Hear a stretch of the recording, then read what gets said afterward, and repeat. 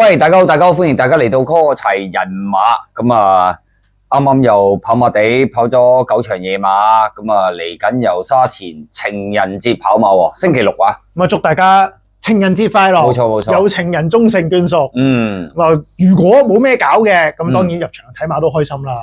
而家其實如果真係立眼睇咧，沙田馬場又好，跑馬地馬場又好，即係開始越嚟越多朋友入嚟消遣啊！即係唔一定攞賽馬嚟做個主軸，大家入嚟食個飯睇下咁都開心嘅。咁我覺得呢個風氣係應該要繼續即係推廣落去嘅。啊，你聽日咁你聽日入唔入場？聽日我會入場嘅，因為就要負責啲活動啦。咩活動啊？就係 Jump 喺出閘嗰度有個活動嘅。哦，佢有個餐廳叫 Jump。係啦，出閘。咁我哋又落去睇下先。係啦，咁又到時會有啲活動啦。咁最緊要嘅就係10場嘅沙田賽事啦。中間亦都會加插一場澳洲嘅1級賽啦，短途1級賽閃電錦標啊。咁啊，亦都有夜晚好緊要嘅沙特杯賽日啦。咁所以其實由朝玩到夜晚㗎啦，基本上。咁啊嗱，喺未講嚟緊嘅賽事之前啦。之前。咁係我諗緊講之前定之後之前啦。咁啱啱呢次跑馬地，咁我覺得嗱開頭咧，即係有時你唔知點解嘅喎，即係你啲馬房真嗱馬主一輪啦，馬房一輪啦，騎師一輪啦。即係我講真，我係絕對唔同意咩輪流揾食嗰啲啊！即係呢啲 sorry， 如果你覺得係呢啲，我諗你都唔使聽我哋啊，你聽下其他嗰啲得噶啦。偉達啦，黎超星啦，高東尼啦。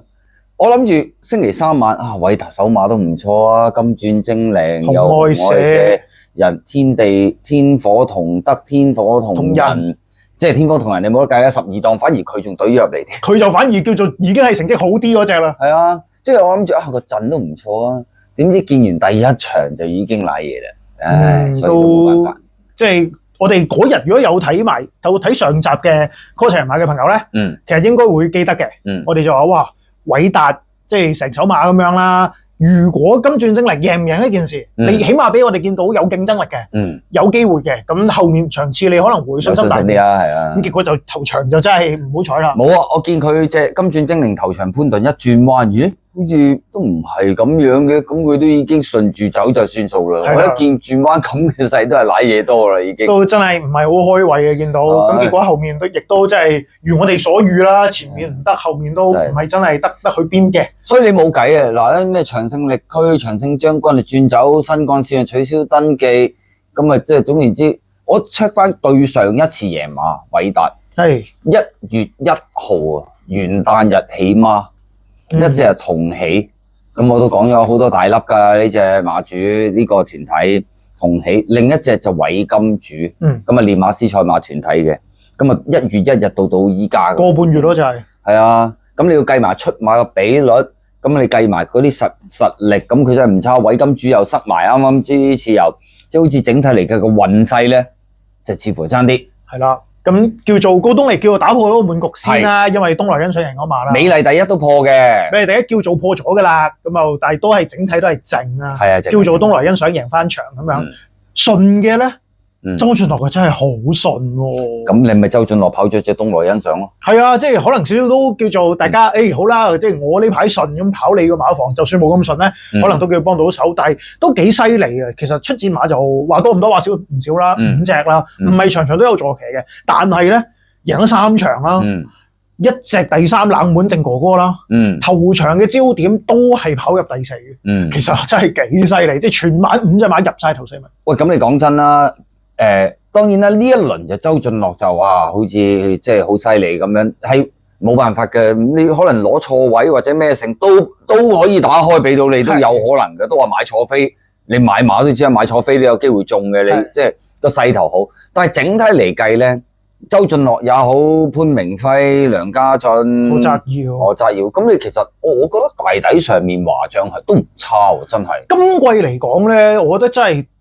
頭先提及幾位華將啦，甚至乎冒險東啊，係咯，即係都攞到隻天象龍區啦，有隻咁好嘅馬喺手。呢一班華將整體成績相當唔錯，有好馬跑，有大賽坐騎，亦都係即係陣上表現好，成績上亦都係提升嘅。咁呢樣嘢我覺得好值得鼓舞啦，因為過往成日都話啦，即係華將可能都即係弱勢啲啊，同啲大師傅可能支持上有距離啦，等等啦。咁但係你如果大家睇翻咧，周俊樂係咪好多大馬房支持？放假白毛啦，周俊樂氣勢冇乜啦，蔡漢從來冇啦，係啊，所以其實要獲取到咁嘅成績咧，一啲都唔容易。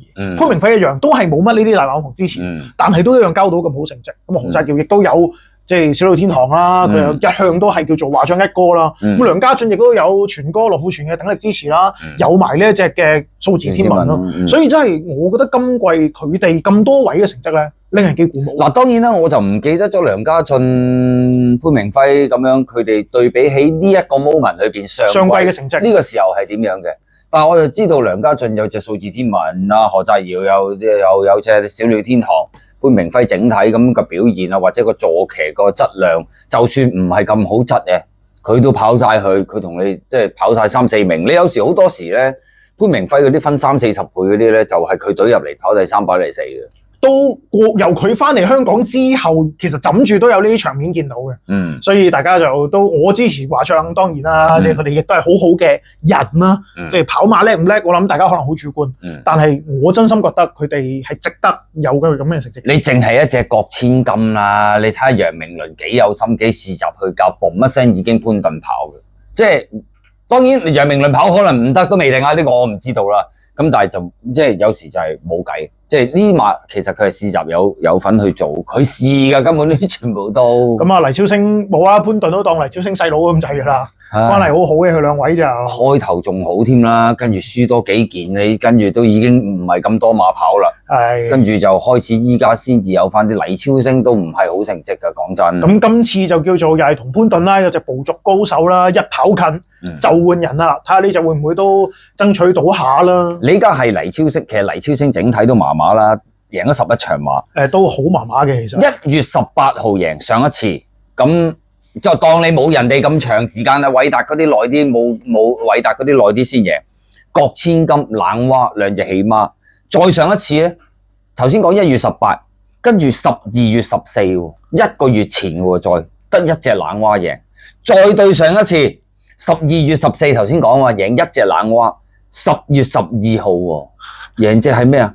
金創福威，哇！嗰度差唔多2個月。其實整體嚟計，以養馬量，我覺得成績都真係認真麻麻，強差人意啊！你問我，但係冇計啦，即係能力上係咪真係差啲？我唔敢講，但係近排手風麻麻地，多博失亦係真嘅。即係你話哦。講真啦，翻歐佢都想知點解啦，即係我首先唔好從個陰謀論又係咩做好嘢，跟住又總言之嗰啲古靈精怪嘢我唔識噶，我淨係知道可能個手風上面麻麻。另一樣嘢呢個我都覺得幾緊要，嗰個馬匹跑步機，即係呢個我諗嗱，我初步嘅概念我自己依家暫時大家都未係好明先啦，我諗就算練馬師又好邊個都好，都仲係一個摸索階段。賀賢咧都玩好多。我睇佢有啲馬到，咁我都冇乜大底嘅成績去計過。係希斯都有，咁啊黎超星又有啲。咁我諗下，一隻馬佢喺度跑步機，咁啊有時有啲上斜啊，又話咩咁樣，跑幾耐我唔知。係跑幾快？係啊，唔知。亦都唔知。好啦，咁啊跟住我諗下，有時有啲馬好燥嘅，咁啊點算好咧？始終人騎出嚟細圈。踱步，同嗰個馬匹跑步機去咁樣去做，會唔會係兩個分別嘅嘢？我諗其實依家大家都仲喺度摸緊嘅啫。但係賀賢，我覺得會摸得快啲嘅，因為我睇佢用得好多。佢有啲馬直情冇咩家樂龍區啊，定係今次都有嘅，全部都日日都馬匹跑步機跑步機，跟住去到最尾，假設星期3跑，佢係上個禮拜2走去試咗個集。跟住又跑步機咁樣，佢好多呢啲嘅。即係我哋以前過往可能覺得啊，賽前嘅最後試跑，我哋會着重啲啊，會唔會騎師親跳啊、練馬師親跳啊、副練親跳啊呢啲，可能我哋都會着重啲，或者覺得呢個叫做備戰完整啲啊。但係而家成個模式，的確係有個幾大嘅轉變。即係要摸啦，大家都我都唔知道啊。咁但係整體嚟計，總言之就頭先講馬匹跑步機嗰啲，我自己都摸緊啦。我都話好多個電話單位，我諗都摸緊嘅咋，基本上都咁啊。黎超星嘅成績就有啲強差人意。頭先講開華將啦，咁整體嚟計，大家表現都即係未，就算頭馬唔算特別多都好啦。咁佢哋有一啲唔錯坐騎啦，但係我發覺潘頓咧，佢呢期咧好似爭啲，同埋咧，當然我明嘅，有時咧潘頓跑嗰啲馬咧就焗熱嘅。哦，咁一定係㗎啦，即係咩金鑽精靈啦、獵寶勤啦。咁你調轉講，依家輸咗之後，你再諗翻，其實啲馬根本都未贏過嘅。係兩隻都未贏過。不過擺咗佢上去，咁佢用心跑，咁輸咗都冇辦法啦。咁係咪先？你睇到獵寶勤咁，我都覺得 OK 嘅。咁但係佢都唔叻，咁都冇計嘅。但係你睇下今次阿潘頓跑嗰啲馬咧，其實上次開始㗎啦。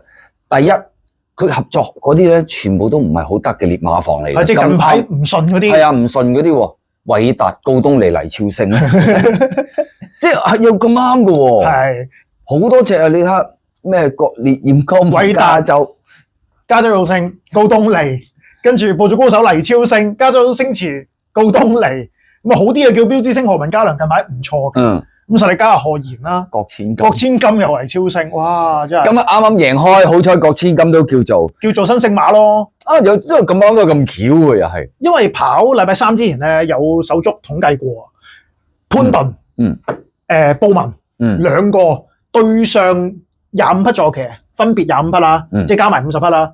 你估下兩個加埋交咗幾多 win 出嚟？50匹嘅坐騎啊？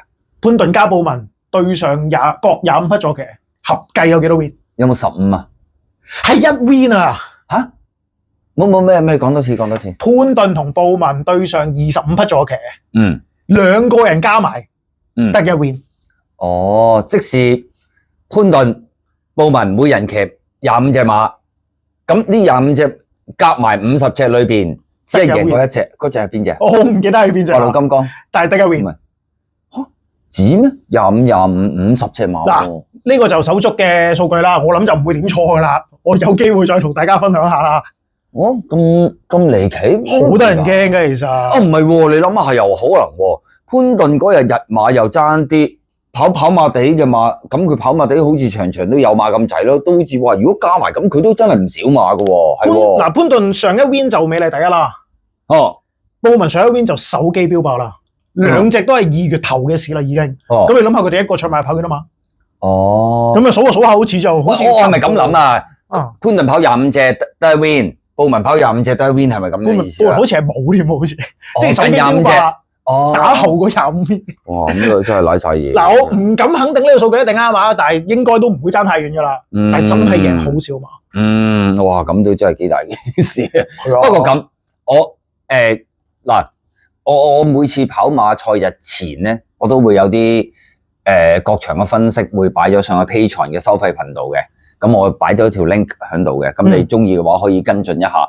因為我都會盡量講一啲每一場嘅大熱門啊，或者次熱門啊，咁佢哋贏面或者獨贏大唔大嘅機會。如果唔大嘅話咧，咁你可以向一啲冷門埋手又好，乜都好，你知啦。呢個世界裏邊咁大，有好多人唔中意大熱門贏馬，或者唔中意次熱門贏馬噶嘛，咁。從而佢可以揀選一啲其他馬都未定咧，咁我就會喺跑之前嘅半個鐘就會擺咗上去收費嗰個 Patreon 嗰個頻道度嘅，每一場都。嗱，咁又聽日個狀態就比較有趣啲嘅，係因為好少可喺沙田日馬中間插一場澳洲嘅，我印象中就冇發生過嘅。如果有咧，大家指正一下啦。因為通常就係禮拜日跑啦，插過一場就會係日本嗰邊，即係通常香港時間3:8啦。2:8，2:8 ，sorry，實係日本噶啦。係啦，因為通常禮拜日就日本嘅 Group 1啦，咁然後香港就會喺2:8呢個時候就插播一場啦，呢個就會比較常見啲。但係聽日就會係插閃電錦標啦，就係香港時間1:10嘅，嗰場就即係跑完第一場之後就已經嚟噶咯。係啦，頭場就香港時間沙田12:半開跑啦，然後1:2個字就會係12:半跑頭場咩？係啊，12:半頭場啊，係咩？係啊，你唔好遲到啊。OK， 跟住就1:10 10分就會轉播呢一場嘅閃電錦標。費明頓馬場1000米直路賽嚟嘅。8隻咩啊？12.9啊！你想我早3個字翻工，你驚我遲到啊？12.9，我就12.9。我早着先機，我明明聽到香港12.9喎。你想我早啲翻工？早啲翻工係啱。我知你要 jump，你就想早啲翻去。因為我12點半去咧都係太遲㗎啦，我要再早少少。OK， 明白。係啦，咁嗰場賽事就大家可能會留意下布浩榮啦，1號勁力猛擊嘅騎師，即係會嚟香港嗰個喎。係啦，因為佢就已經即係批咗個牌照，喺澳洲完晒嗰啲春季嘉年華等等啊，嗰啲就會過嚟香港跑噶啦。咁大家都會想知道佢話身手有幾好啊，等等啦。我覺得呢場都可以俾大家有個基本概念咯。係咯。咁有冇咩？其實澳洲嗰啲賽事水準啊，或者咩成依家係咪麻麻地咧？你應該仲記得我哋去澳洲即係珠峰錦標嗰陣時講咩啦嘛？記得，都冇得跑嘅。就係因為澳洲近年啦，即係短途王國啦，咁多年嚟都係短途王國。近年短途馬水準咧，真係一般少少。我記得上一隻係上多湖嗰啲好勁。係啊，上多湖啊，即係近少少啊，紅達近啲少少就紅達時啊、綠化帶啊，呢啲又真係好高水準嘅。咁但係話去到近期麻麻地啫喎，嘉應高升過到去都真係如入無人之境㗎喎。咁你都冇辦法啦。如果咁樣就咁而家就寄望一啲可能叫做新興啲啊，啱啱當起啲啊嘛。因為勁力猛擊大家都已經見咗好耐㗎啦，傑吉奇。咁睇下會唔會有啲即係今次藍營高多分就有啲馬會出嚟跑嘅。喂，但係好奇怪喎。啱啱你頭先講咧，你話轉播一場閃電錦標，係，但係嗰日應該澳洲係，因為我哋可能係咪撞咗期啦？跑禮拜6咧？跑禮拜6。通常你知啦，如果香港跑禮拜日嘅話，就禮拜6砰，全部都澳洲好多場。成個賽日咯。係咯。咁點解唔插喺啲？嗱，依家第1場就本地，第2場就閃電錦標，第3場就本地。咁可唔可以第4場都本地，第5場本地，第6場插場澳洲，第7場係本地，第8場前就整場澳洲咁樣插下嘅呢個？但係你個轉播時間咪會好長咯？係喎。係啊，咁你而家已經要12.9頭場播到6點鐘。咁尾場究竟要跑幾點咧？如果再插多場，咁將個行沙圈嘅時間縮短，佢咪可以做到啊？咁但係對馬迷嚟講，呢個都係重要嘅東西嚟㗎噃。係啦，所以又係歸根究底調轉講一個問題啦。好啦，依家好多人跑馬就係，你話攞隻馬行出去係行沙圈啦，咁亦都有部分嘅行咩啊？睇飛得啦，冇飛嘅都冇用啦。即係你擺一啲嗰場馬行圈出跑道跑緊嘅時候，調轉咁講啦，講真，冇人講嘅，一樣有人賭，一樣有人買嘅。咁但係到冇嘅時候咧，你又話點解會冇咗㗎？即係呢個我又覺得，我覺得會係咁咯。同埋當日費明頓賽事咧，閃電錦標已經係尾2嗰場㗎啦。差唔多未去到尾2、尾3嗰場啦，尾3嗰場。咁開早啲咪得咯，前面嗰啲咪可以做咯。哇，咁好攰喎，玩嘅又攰，講嘅又攰。乜有諗呢個問題咩？咁我唔知啦呢個。咁唔係你有人冇做㗎嘛？有，因為好早啊，嗰邊跑緊頭場，澳洲頭場就當地時間9點鐘嘅，9點05分。咁你諗係香港幾點啦？即係7點零鐘咁樣。係喎，3個鐘啊，係啊，所以都應該就唔會咁安排嘅，照計。係咯，我突然諗啫，插下中間咁樣咪可以將塞爆嘅。跟住都會有人講啦，外地都係咁噶啦，呢邊跑緊嗰度又睇緊嗰邊馬車，又睇緊呢度咩。咦，唔係喎，呢個係校咗噶咯喎。咩啊？即係當地頭場係香港時間9點05分。唔係咯，嗱，你而家喺度插落去，我10點鐘開始跑香港，咁啊10點2可以播嗰度嘅第3場，係咪？咁咪第3、4、5、6咁樣一路掃落去，係咪佢哋要計數啊？越洋轉播可以播到幾多場啊？係啊，有 quota， 我哋一早度晒嘅，即係唔係臨時喐嘅，即係賽日嗰個 quota 同單場轉播嘅 quota 係冇錯，係單場嘅插落去同埋單日嘅係唔同嘅，冇錯，呢個係。係啊，所以都好多考量喺入邊啦。咁如果對我嚟講啦，一日跑咁多場咧，我係會好攰嘅，我係會好辛苦嘅。咁依家你都今次跑10場，因為插咗場。係啊，因為插咗場啦，夜晚亦都有沙特杯嘅轉播啦，咁啊7場賽事嘅，都相當豐富噶啦個節目上。即係單日嚟計就咪偏咗尾嗰度嗰啲夜晚嗰啲咯，沙特嗰度咯。係啦，嗰啲就賽日咯，賽日形式。咁啊，沙特即時有自強不息，冇錯，即係跑呢場嘅維亞德泥地短途錦標啦。上次嘅節目都提過㗎啦，佢就比較冷門少少啦，即係喺外地嘅參考賠率咧，佢就 outsider 嚟嘅，30零倍嘛咁樣啦。依個會唔會有變㗎？嗰啲賠率？嗰邊我冇 check 啊，但係我諗變動就唔大嘅。根據過往經驗咁計。我記得你上次講，你如果冇唔知啊，你可以重溫翻我哋上一次。我聽你講莫雷拉都有過去跑㗎嘛？係啊，基尼姐姐啊，佢又跑好多日本馬就。呢一場就跑基尼姐姐啦 ，Gabby Sister 啦，大熱門馬咧，暫時大熱門咧，應該就係嗰匹嘅Imagination 啊，敢想像啊，有個譯名啦。咁呢匹就應該係20零蚊馬、30零蚊馬嘅啫。哦 ，OK， 都幾受注目嘅，暫時嚟講。咁交代咗呢啲嘢就睇下個報名啦。係啦，聽日嘅賽事 TVB 個 B 啊 ，TVB 杯，咁105分上限。就得氣勢，幸運有你，兩隻超過105分、超過100分嘅馬出嚟跑，係咁當然要珍惜機會啦。嗱，即係好似新近因為譬如美麗第一，佢同緊嘉應高升，同緊佢哋跑噶嘛。我記得個場馬唔知係跑包尾添㗎，係佢跟住落嚟105分嗰啲，定係低級數啲咧，再谷草咩退出2隻有乜到啦，佢就贏翻你冇得跑嘅。咁依家氣勢，幸運有你就喺嗰個2班千2嗰場，輕馳千里咧。就60分，咁出牌寧願越級挑戰啦，上3班可能嗰個賽程問題啦，4班1000如果冇，咁你係烈焰光芒啊嗰啲成都要轉1200去跑啦，即係偉達嗰隻都，係其他就林寶精神點解會係咁跑嘅？我唔明點解係咁跑，同埋其實之前咪試過。即係上程好啲咯，咁即係又出翻落田1004，咪又走去跑泥地，跟住走去跑泥地1650，個部署上仲要打黃牌，我就幾拗頭。係咯，點解即係首先我要點解跑得咁急嘅咧？我係啊，隻馬同埋大家都見到佢個狀態暫時就叫做有個少少樽頸啦，未去到有個好大突破啦，係咁跑有冇理由想減分啊？唔知佢做乜？今季先贏到馬嘅就好奇怪呢隻都。OK。當然有好多除咗部署性嘅可能性之外，咁可能我馬主想跑咧，可能上 TVB 杯入去睇下啲藝女，哇，藝人得唔得啊？唔一定女睇靚女嘛，俊男美女，俊男都得嘅啫。OK， 咁仲有隻自力更生啦，咁就鄭俊偉60分，咁寧願上班跑啦，咁越級挑戰有4班1200都冇報到，佢報咗隻桃花俊嗰隻未得嘅。好啦，其他仲有嗰個有一個都要留意翻，馬主好，我覺得我認識嘅馬主之中或者團體咧，佢哋都幾緊張個150萬嘅特別獎金，係呢個自購馬特別獎金啊，又或者係300萬，即使係嗰隻自購馬翻嚟，我哋跑過嘅 PP，如果佢一插班跑2班贏嘅話，或者跑2班贏就300萬獎金，係冇錯。即使伍彭志嗰隻瑞盛人生已經執咗佢幾嚿噶啦。咁當然佢養馬費啊，或者買翻嚟馬價佢要俾錢啦。但係有咗呢3嚿打底噶啦，即係已經攞咗啦。咁等同於今次咧，廖康明有隻預跑得，佢都係噶。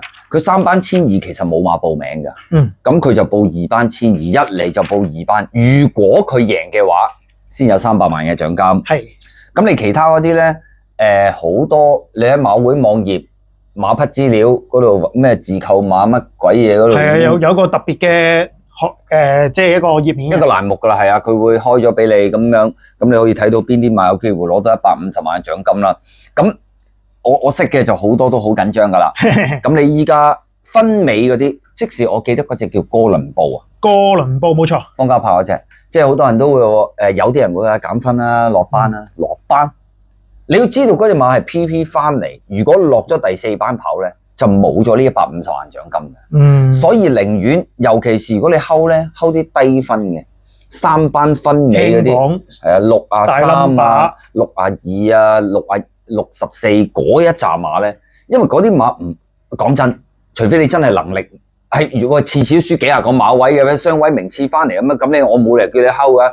但係嗰啲馬唔會等落班㗎。盡量搶到就搶到嗰150萬先嘅。我糾正少少啦，即係佢落咗4班，即使佢落4班贏馬上翻3班，第一次贏到3班咧，一樣有150萬嘅，所以佢有啲馬都會有咁嘅情況啦，即係可能插3班未好得住，落咗4班贏馬，再上翻3班再贏，都係攞得翻嗰150萬嘅，咁所以就部署上佢哋都有啲考試喺入面咯。即係盡可能就唔調轉頭講，我攞得到嘅我都唔會等多鋪落咗4班，咁4班都贏唔到咪瀨嘢。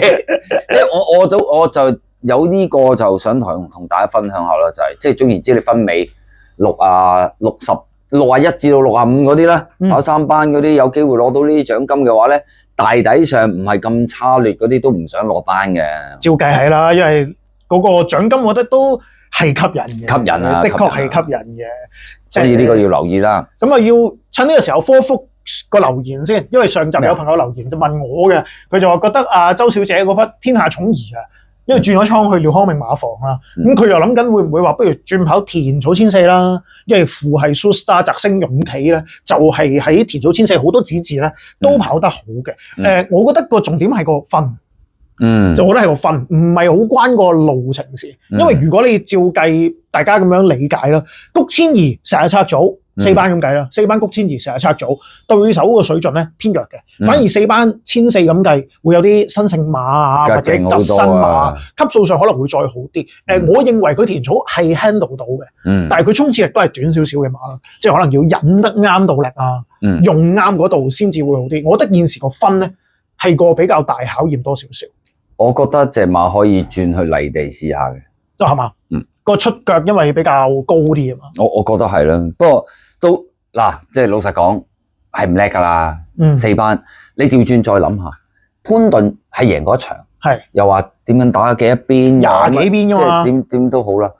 其實我當梗係唔會打到咁多邊啦，不過叫佢攞到個 rhythm 個平衡咁樣落去，咁樣去，即係。邊兩唔通係打落去咩？嗰馬你俾人打多縮啦，傻嘅咩？諗都諗到啦。即係不過佢啲馬可能攞到個平衡個 rhythm 嗰個節奏啊，嗰個一路去啫嘛。咁辛苦贏咗一場馬，好啦，場場都係咁上下，咁可能真係冇咩突破。我覺得佢嘅分或者佢嘅馬都係冇辦法，係咁你能力係咁多都冇。係冇錯，不過錫馬嘅，馬主錫馬嘅。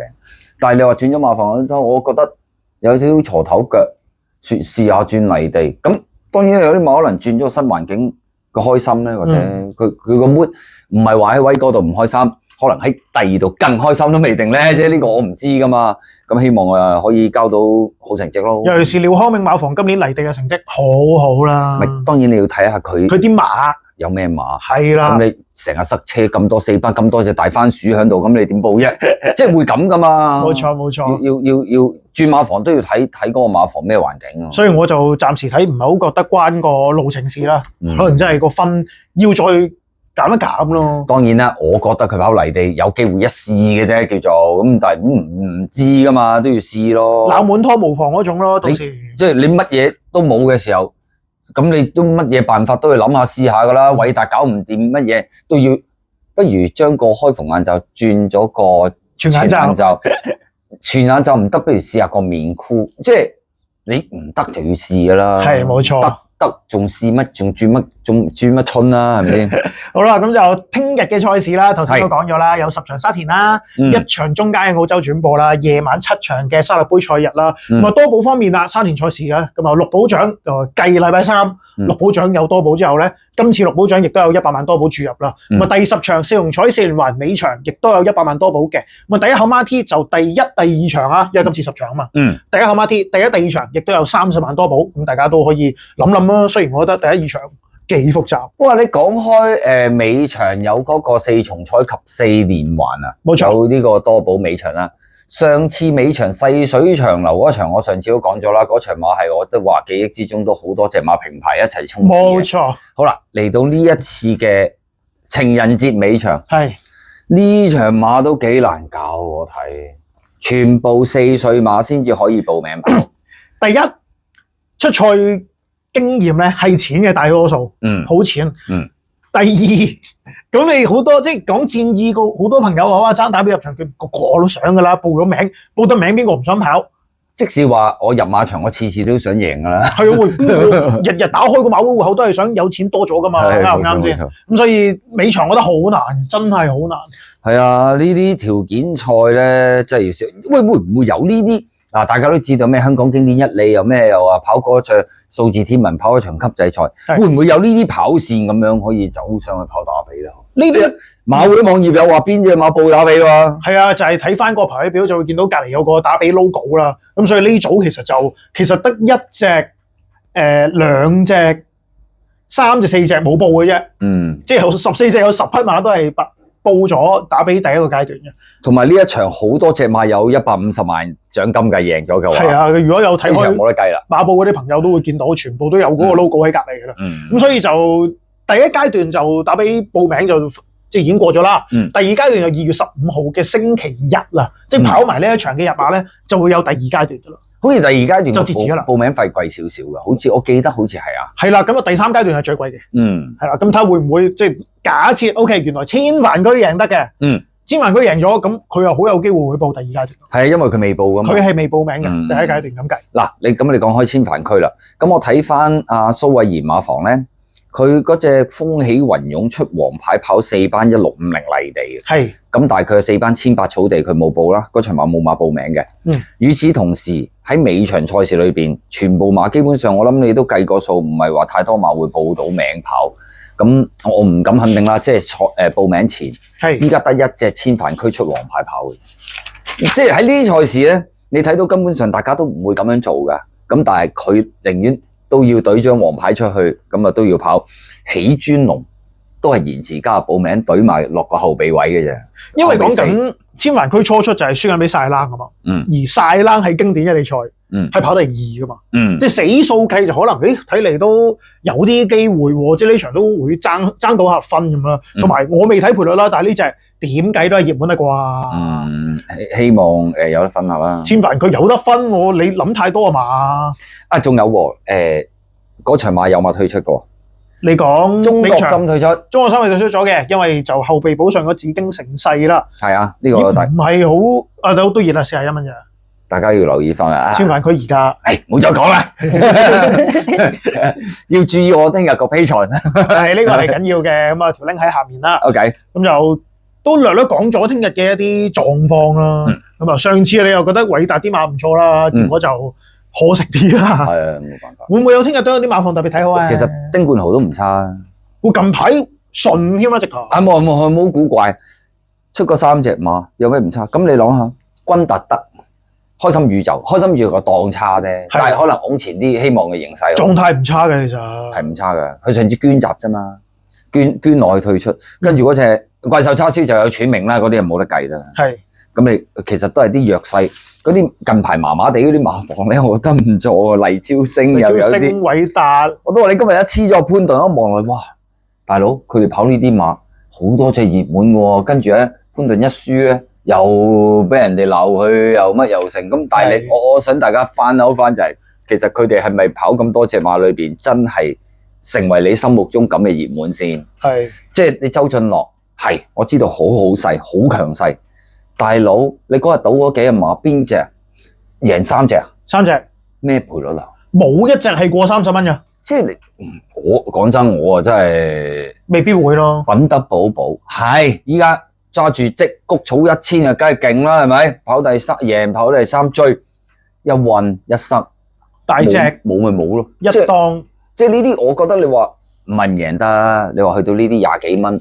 即係你咪要自己睇路咯，因為我都覺得係好多即係意義喺入邊嘅，即係華將，3匹熱門全部都30蚊樓下，其實係幾誇張。係啊，東來欣賞咁樣，唔係容易贏嘅馬嚟㗎呢啲。咁係啦，場場都係有獎金，但係冇跑第1名㗎，即係一路都即係贏過一次，我記得好似贏過一次，即係全部都係得近，唔容易贏20幾喎，大佬。係啊。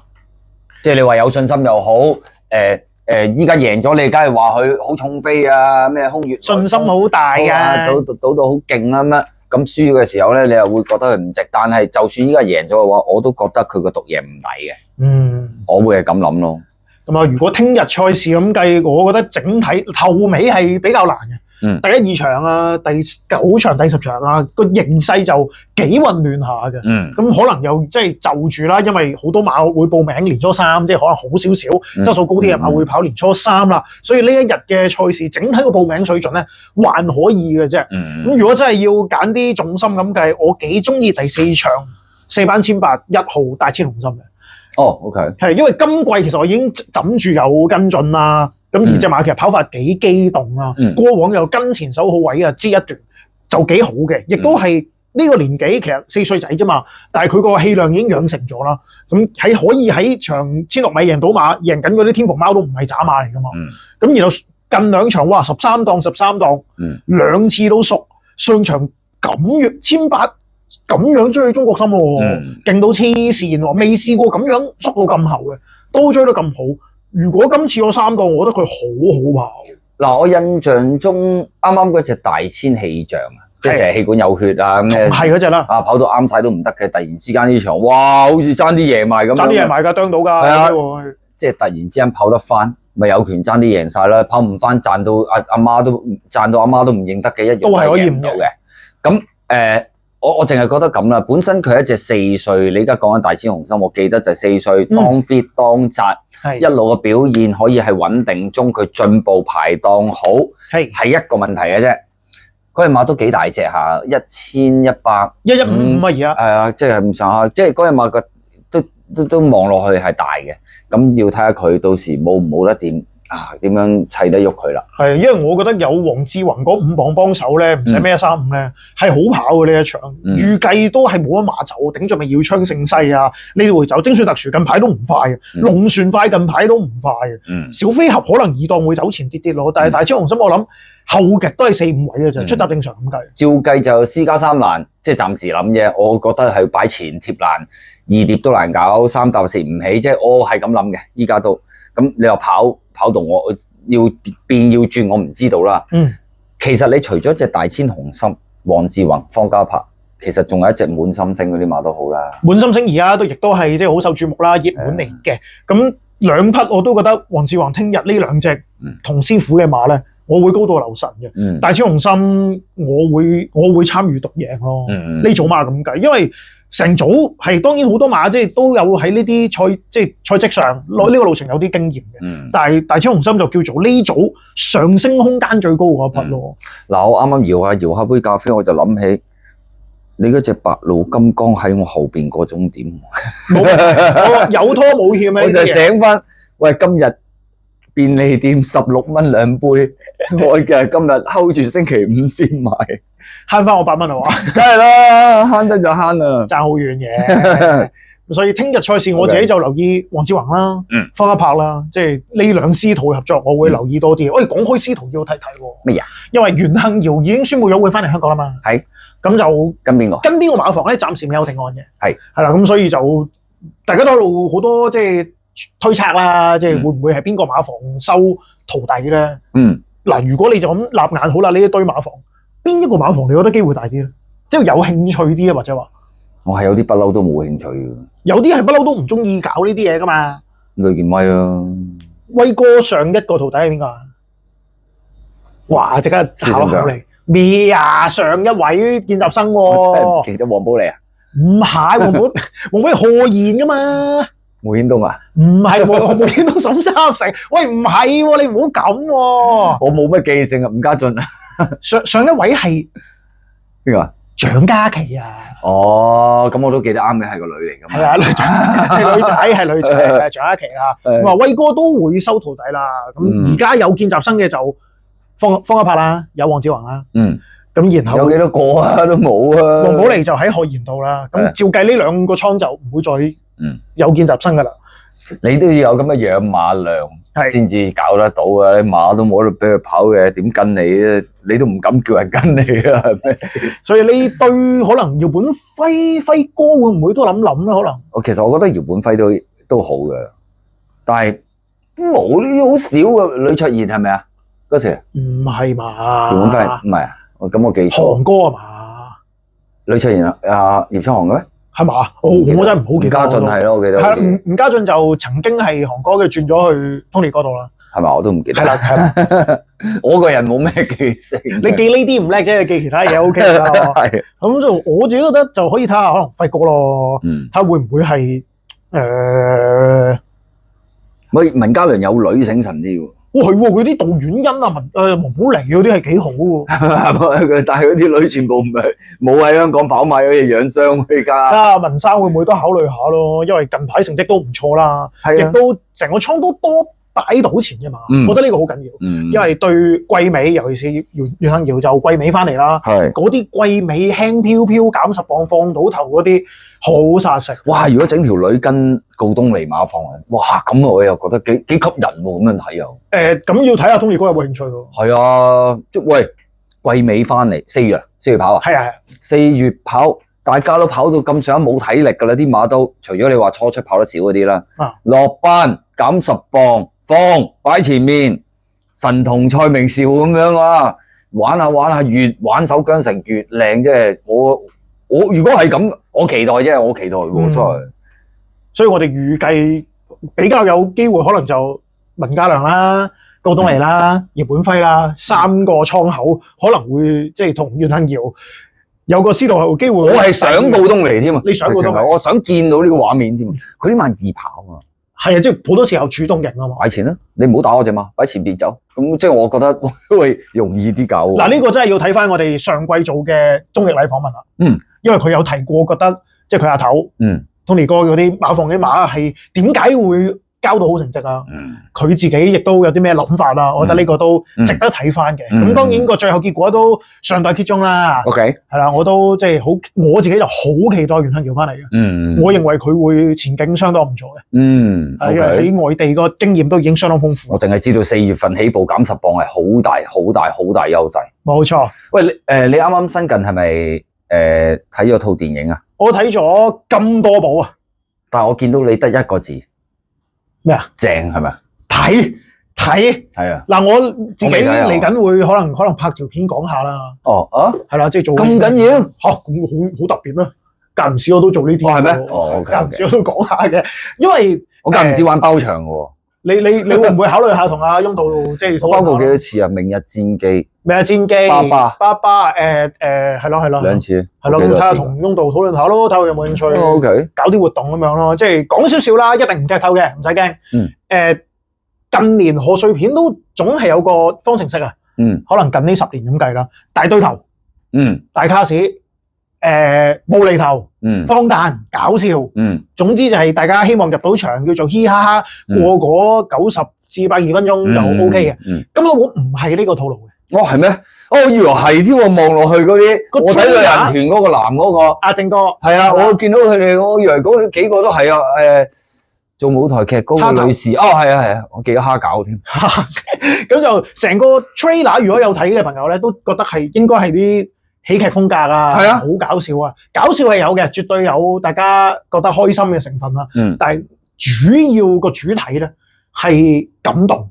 係講人同人之間嘅關係多啲嘅，而呢樣嘢我覺得從來都係翁導嘅殺手鐧嚟。黐線嗰次訪問佢又話揾個位俾我拍嘅，佢話嚟緊插我個位喺出邊踎喺度揸報紙去睇嗰個，可能嚟緊搞一套咧，可能下年又搞一套咧。係，我記得佢之前話搞嘅拍嘅，就係呢套金多寶應該咩佢。借咗定係租借咗投注站嗰啲場地定唔知？有嘅，即係有啲咁嘅場口嘅。冇錯。而我睇完我係好覺得非常好，真係非常好。即係唔係因為我哋同翁導叫做認識啦，因為我都叫多睇本地嘅電影嘅。而呢套金多寶都算係近呢4-5年入邊我評價幾高嘅一套。OK，我要買飛入場睇啊！係啦，而今日咧就2月13號未有噶嘛，係咪啊？2月13號今日已經上畫啦。今日已經上畫啦。咁大家記住支持金多寶啦。咁有咩？我哋睇下會唔會有啲咩活動啦。咁啊，再思考一下啦。我要跑條數翻嚟先咁。咁聽日要努力喎。OK，好。咁啊，今日時間嚟到呢度先。咁啊，先祝大家嚟緊馬年一切順利啦，身體健康啦，馬運亨通啦，馬年必勝啦。冇錯，樣樣最緊要身體健康，呢個緊要嘅，好唔好？我哋下次嗰場係馬，我哋再見。拜拜，拜拜。入場睇戲啊！入場支持金多寶。冇錯。